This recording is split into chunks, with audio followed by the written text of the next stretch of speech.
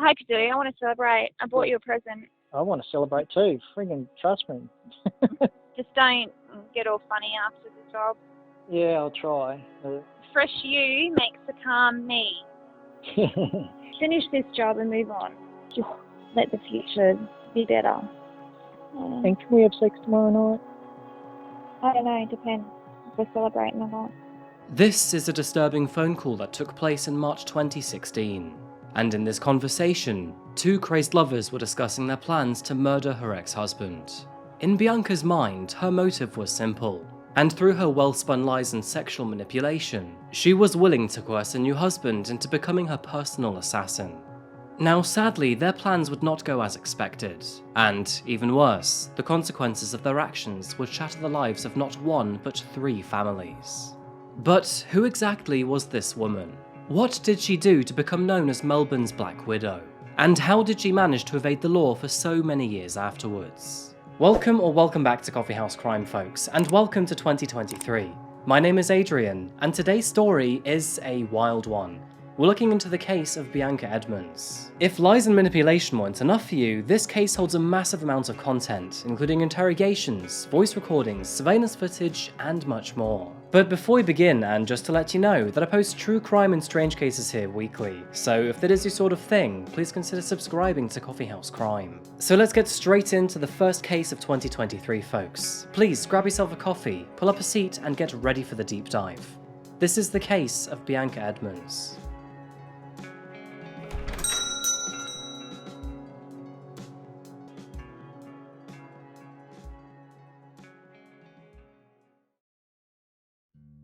Grab your boots and hop into your nearest 4x4, because our case today pulls us into the floodplains of Victoria, Australia.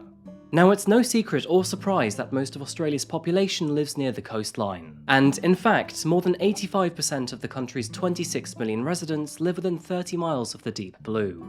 But when you think of rural Australia, the Great Outback is likely the first thing to spring to mind. But there is actually much more to it outside of tumbleweed, dingoes, and the red sand. This is particularly obvious in the south, where Victoria's rural setting is filled with green grasslands and farms. And to be honest with you, throw me blind into Google Maps and I couldn't tell you the difference between Victoria and Kansas. Take Route 55 and drive roughly 100 miles north of Melbourne, and you will eventually find yourself in the small city of Shepparton. You can probably guess that not a lot goes on here, with the sleepy city having only a small population of around 69,000 residents.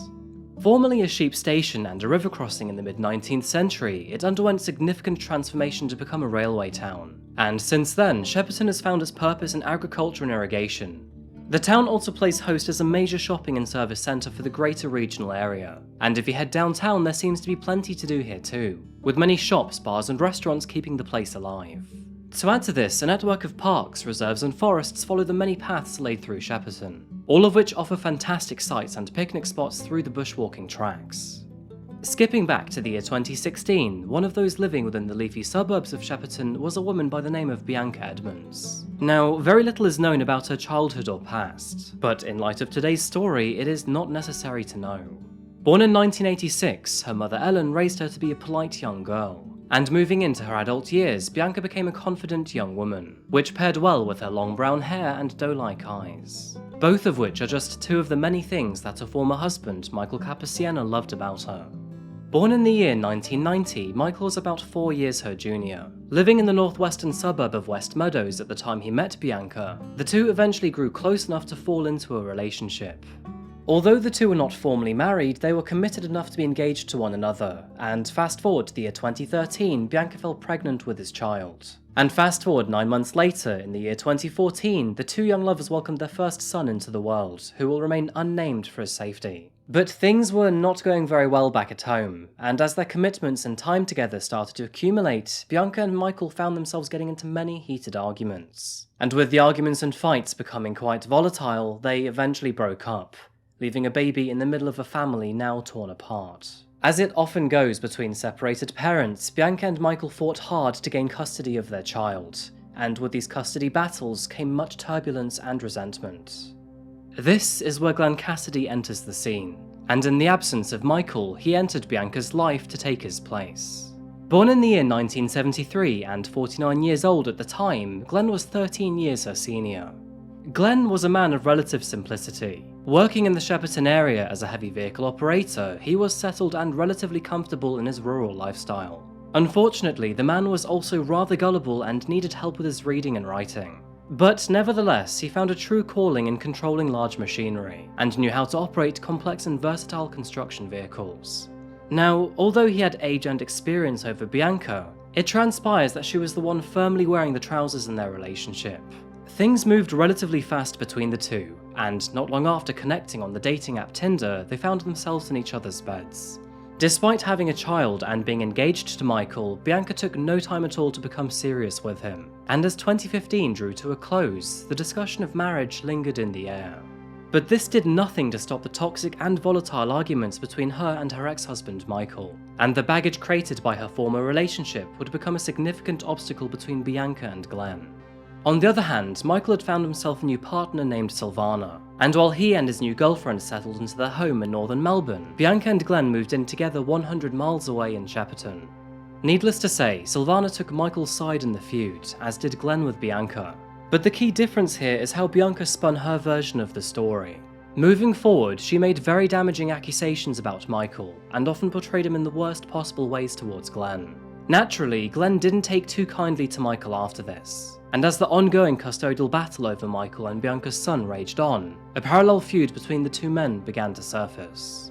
Now, ever since breaking up with Biannca, Michael was only allowed to see his son once a week at best, and the current conditions meant it had to be with supervision as well. But legally speaking, Michael was making good progress in seeing his son more often and without vigilance. This progress angered Biannca quite significantly, and if Biannca was mad, then Glenn would surely follow suit. Despite the ongoing hostilities, there were happy milestones to celebrate too, as in February 2016 the couple officially married, with Biannca strangely retaining her own surname after the ceremony. But their marriage came with many strange conditions, and unfortunately, this is where our story takes a very sudden and serious turn. It turns out that the exaggerated and aggressive conversations about Michael were not simply means for Biannca to release some of her built-up frustration. Instead, and shockingly, she was manipulating and training Glenn for a very horrendous mission. According to multiple sources near the Edmunds Cassidy household, Biannca often demanded that Glenn was to get vengeance on Michael, and to add to this, she would also offer rewards for this behaviour. She often called her husband spineless, piss-weak and a coward, and told him that he had no balls if he wasn't willing to protect his family and kill Michael. The lies and manipulation did not stop there either, and on the topic of his balls, Biannca was incredibly and cruelly holding them captive. She always refused to let him climax during sex, and this would never change unless he was willing to complete his deathly mission. Now, in most cases, most of us would come to our senses and realise that no man or woman is worth carrying out such a brutal deed for. However, Glenn, he didn't see it that way, and even more tragically, was even committed to the idea. And on March 12, 2016, the lives of 4 families would change forever, and his schemes would screw up so royally that the consequences were even worse than initially planned.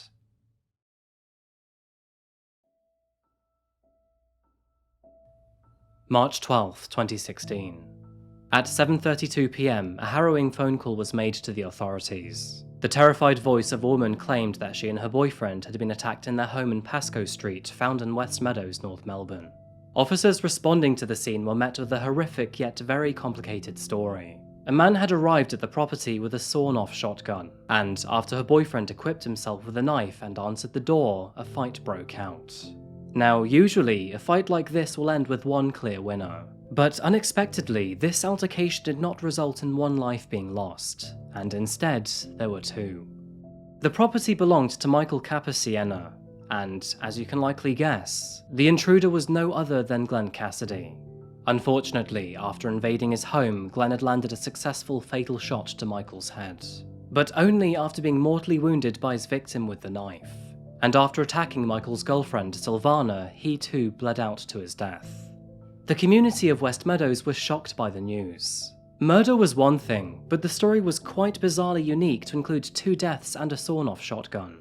Although March the 12th signified the end of Michael's and Glenn's lives, their story was only just about to begin, as what officers learned over the following months and years was insane. Now, Australia is a country full of many peculiar creatures, and their murder cases tend to fall in the same category too. So you can very likely guess who pulled all the strings to make this crime happen, and over time, authorities gathered some very damning information over her. Now, just a heads up, but there is so much content to cover here, so moving forward, we'll be reviewing all of it in a time chronological order, before moving to trial proceedings. It all started with a single raw and relatively instinctive emotion. And of course, I'm talking about greed. Even before she had met Glenn, Biannca started to worry about losing full custody of her young son. Now that is an undeniable fact, and one which could even be considered understandable. But at some undefined point in time, this emotion got the better of her, and she decided that the only way to resolve the issue was to take her husband Michael out of the equation permanently. We don't know if this was before or after she had met Glenn, nor do we know if she already had evil intentions from the start of their relationship, or even if she actually loved him at all. But moving forward, Biannca recognised Glenn's gullible and naive demeanour, and using this knowledge, she planted the seed of doubt, hatred and desperation into his mind. While allegedly using intense sexual manipulation as leverage over him, Biannca persuaded Glenn that he must kill Michael to save the family and his stepson. And unfortunately, after falling for her charm, the two began to hatch up a plan. The problem was, Biannca was too heavily connected to Michael, and to add to this, she had an obvious motive too. So, rather conveniently, she told Glenn that he would have to do the job alone. And that job was supposedly simple enough. Find a disposable gun unrelated to either of them, show up at Michael's home, and then take him out. It turns out that, in order to help complete the hit, the pair had even mapped out Michael's home and neighbourhood.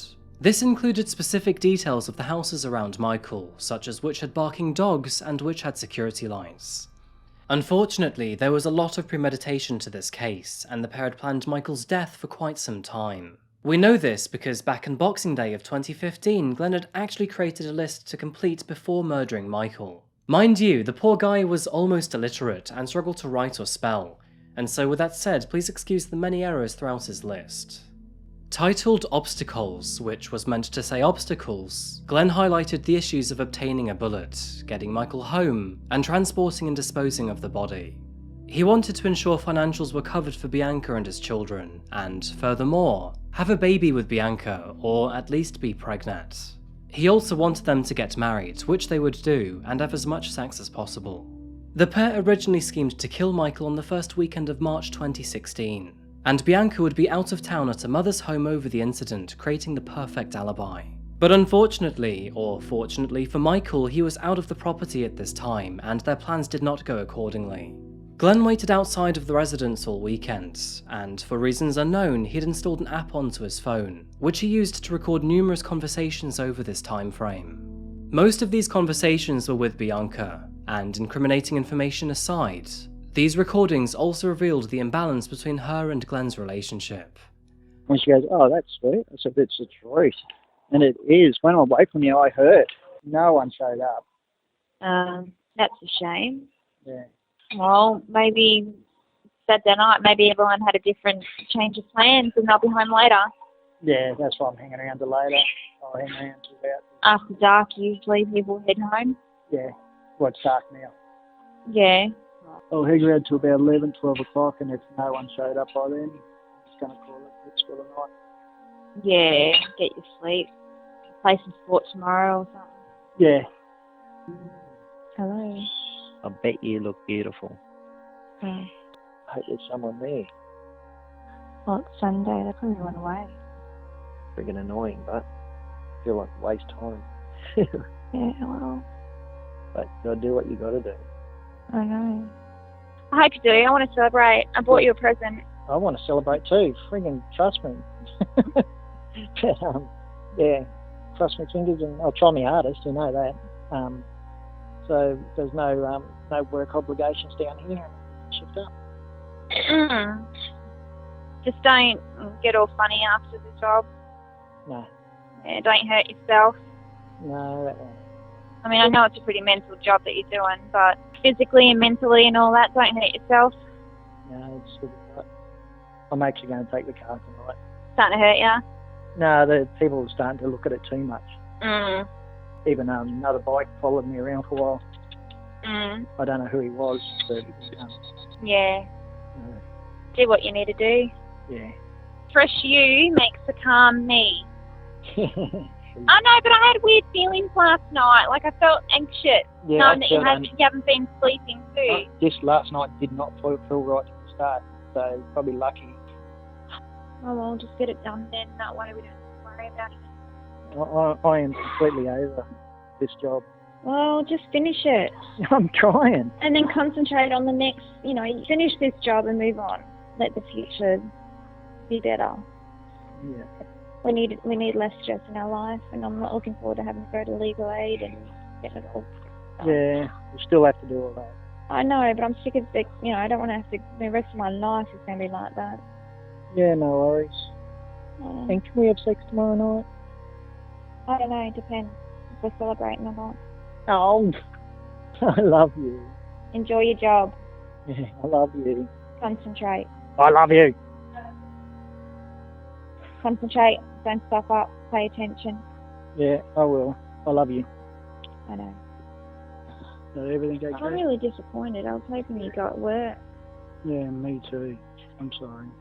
I know. Alright, I'll talk to you later on. Okay. Love you, baby. Alright, drive carefully, please. I will. I love you. I love you, guys. Frequently dodging his attempts to express his love for her, Biannca sounded very uninterested in reciprocating those feelings, and even sounded annoyed by his affection.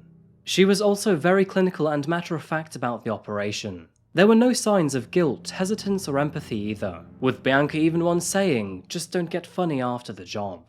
With their plans falling through, Glenn and Biannca decided on another day instead, and that was when the date of March 12, 2016 was selected. In an effort to separate herself from her devious plans, Biannca sent a fake message from Glenn's phone to use as a false alibi. In this message, she posed as Glenn to say, "Biannca, I love you so much you have no idea. I'm about to do something that you would consider absolutely stupid, but I can't put up with this shit anymore. I can't be a part-time parent to blank. If I get caught, I want them to know you had nothing at all to do with this. This is my choice, my decision. You know nothing about it. Please, I can see the stress of you losing our first baby due to him, and I could never forgive him for that. I'm scared that, one day, he will try to take my own boy from me. It has pushed me over the edge. Please know that what I do for you, even though you wouldn't agree. I do love you so much." Of course, the innocent Biannca replied, "Don't be so bloody stupid, Glenn. You married me knowing blank will be seeing him, even though it's upsetting all of us here. Don't you dare try and manipulate me into feeling sorry for you by saying such idiotic things. I will not tolerate being yelled at. Enjoy your drive." She then followed up by asking him to come home. Biannca stayed in Shepparton while her husband then drove 100 miles south to Michael's home. But oddly enough, he wouldn't leave without first taking a chicken schnitzel dinner with him, as Glenn had carefully prepared and planned to eat on the way back home from his deadly deed. Before jumping out to scope the area, Glenn parked his car nearby on Riddle Street. A surveillance camera captured him walking past Michael's home to check he was in. He then returned to his car, equipped himself with his shotgun, made his way to Michael's front door, and knocked loudly.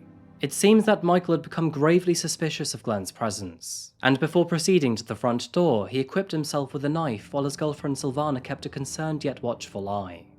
After initially talking behind a closed door, she noticed that both men put their hands out for a handshake. However, with their hands now clasped, Glenn pushed Michael back into the apartment. A struggle ensued, and of course, that is when all hell broke loose. While Glenn was fighting for his wife, Michael fought for shared custody of their child. And although Glenn pulled the trigger into Michael's face, it was only after he was stabbed himself. With Michael now dead, Glenn then chased Silvana throughout the apartment. And after she was cornered, he then pulled the gun to her head and pulled the trigger. Now, fortunately, the gun was only armed with one bullet and therefore failed to fire. So Glenn then threw Silvana to the ground and began to beat her instead. But thankfully, Michael's final action in his life would save her own, as before Glenn was able to beat her to death, he collapsed from the loss of blood. Glenn's last words were, "Tell the kids I love them. Tell Biannca I love her. I shot Michael." Now, if all of this wasn't enough already, Silvana was initially arrested on suspicion of murdering both men before it became evident that she too was a victim. But Biannca, on the other hand, avoided almost all scrutiny in the early days, weeks, and months of the investigation. And in fact, 10 months later, she would even be paid $300,000 from Michael's estate after a successful claim to the court. Now, Biannca seemed to be in the clear, and with a very hefty cash prize at the end of it all, but this would only come 1 month after a very tense interview with police. Detectives are still trying to unravel the murders of 2 men in 2016. A navy blue Holden Apollo could be the vital clue as to what happened during the double homicide. A 49-year-old Shepparton man died after he was stabbed at a home in West Meadows. A 38-year-old man suffered a fatal gunshot to the head during the altercation. A 40-year-old woman was also injured and taken to hospital. It's believed the fatal incident was instigated by another person who wasn't present. Anyone with information is urged to contact police. In this interview, Biannca feigned innocence and claimed that she wasn't a psycho. She denied typing the infamous text message, and highlighted that the message had incorrect spellings and missing punctuation, which conveniently was not like her own style of texting. The interviews did not reveal anything incriminating enough to arrest her, and so, just like that, Biannca was let go. My question, did you type that text message? No, I did not type that message. So you deny that you sent that text message from Glenn's phone? Okay. I did not type it. Okay. I'm just asking you that you can either agree with it or disagree with it. I did not type it. I did not type it. That's all I'm asking you. And you can respond how you choose, or not at all. And I know you spelled his name wrong. So you deny sending that text message? Yes. You say that you've never purchased a firearm? I've never bought a firearm. Okay. You've never shown anybody a firearm in the lead up to this? No. Okay. Have you ever asked anyone to kill Michael for you? No. Okay. You sure about that? Yes. Okay. It's just absurd. Well, again, it's just a question for you. It's a question for you. You can either accept it or reject it. It's as simple as that. That's all this process is about. Okay? Maybe he got pushed to his limits. Everything with his girls and his ex and Michael and work and his mum being sick and him being sick with his cancer and I think everything just, I don't know. Yeah. He had enough. I don't know. But in terms of his actual ability to read and write properly, wasn't that? How would you describe it? Is it? He avoided it. Okay. He felt a bit uncomfortable. He avoided it at all costs. What would he possibly have to gain, personally? What would he have to gain? He would have gone to jail. Correct. He would have lost us as well. Correct. So if he wanted us, he hated being a part-time. He called himself a part-time parent. Yet I'm the one that fought so hard to make it so it was okay. One weekend a month we were looking at for him to have him during the day, and it had to be up at Shepparton where we were. So I'm the one that tried to make things as easy as possible for people, because he wanted a long time. He wanted weekends already in Melbourne as well. I was the one that went to court heaps, negotiating everything to the point where we were both almost happy with the result. Did you ever say in front of Glenn that you wish Michael was dead? And no, I've never wished anyone dead. Really? I wish people would just F off, and we were going to hopefully go to Darwin and just try and, live normal. So you've never indicated to Glenn that you wish Michael was dead? I doubt it. Well, because I'm not a psycho. What is going through Glenn's mind is really important for us to try and understand why this incident has unfolded, why it's happened in the first place. So if we can piece together what he's doing, particularly just prior to the incident, then it might shed some light on why it happened. Months passed after this, and as the news outlets and general public slowly forgot about Glenn's and Michael's deaths, Biannca was quietly living it up in a newfound fortune. Not only had she gained 307,000 Australian dollars from Michael's death, but she had also found new romantic and sexual partners through the dating app Tinder. It turns out that Biannca had met her new long-term partner through Tinder only a few weeks after Glenn's death, and not even 2 months after that, she then decided to move in with him. Maybe certain types of people are attracted to one another, who knows. But this new partner actually turned out to be an ex-inmate. who had served 8 years of jail time for cutting his previous wife's throat. I'm keeping this new partner's name private, but eventually, he heard of Michael's and Glenn's deaths through the news. And when he eventually connected Biannca to the story, he was absolutely shocked. No surprise, he then confronted her about it. Realizing she had no other choice, Biannca eventually confessed to him. Until this point, she had lied about her ex-husband's death by claiming he had died from cancer. And again, no surprise, her new partner would eventually reveal all of this to the police. The authorities were not giving up on Bianca's case either. Combined with the hard evidence found at the crime scene, the circumstantial evidence around Biannca seemed all too suspicious. Many investigators sensed that they were one connection away from implicating her in Michael's death, and on April 4th, 2018, she was interrogated once again. I'm of the opinion that you drafted that text message. I did not write that. I didn't. That's fine. But if that's something that I did not write that message. We spoke about the map. Yes, and I had not seen that map before you showed me that day. Your fingerprints have been found on that map. Oh, I bought paper. It's probably from anywhere in the house. Okay. A single sheet of paper. We have paper, loose paper everywhere. The kids draw on them. Loose papers everywhere. Okay. I did not see that map before you showed me. Okay.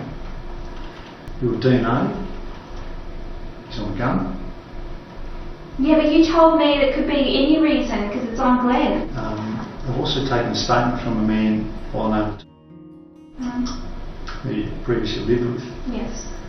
And he tells us a story of a conversation he has with you after you were released.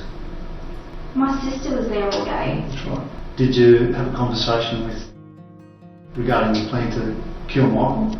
My plan? No, I don't have a plan. Did you have a conversation regarding the custody issues you were having? There was no custody issue at the time. We were doing mediation. Okay. Did you have a conversation with him regarding the money from Michael's estate? Why would I talk to someone I barely even know about such important things? Did you have a conversation with him about the map and how they... No, because I didn't know about the map until you showed me. This is a guy that went to jail for attempted murder. Yep. And you're believing him. What can you tell me about that text message? Well, since just recently I've been thinking about it, since I found his phone again, I was thinking, I remember you questioned me, did I write that, did I type it? And it's been racking my brain, and I was thinking, how do I prove this? So I went over how I type and how he types. Yep. He spelled his name wrong, and there's no full stops or commas. Did you help Glenn plan to go to Melbourne and kill Michael? No.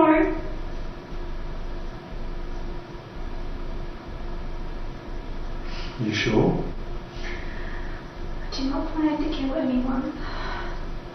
Now, believe it or not, but authorities were still unable to charge her after this interview. However, it did kickstart several more paths of investigation. And finally, in June 2019, 3 years and 3 months after their deaths, Biannca Edmunds was arrested and charged with murder. By the time she was arrested, Biannca and her children had moved into her father's home in Canberra.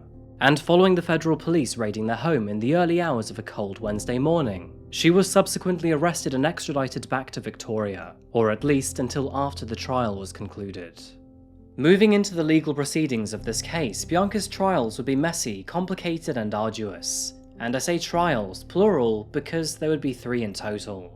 That is because the jury in her first trial of June 2022 could not reach a unanimous verdict, and the second trial was dismissed in August of that same year due to issues with closing arguments. However, it would be in her third trial, which concluded in December of 2022, just 1 month after this video being released, that the jury finally reached a verdict.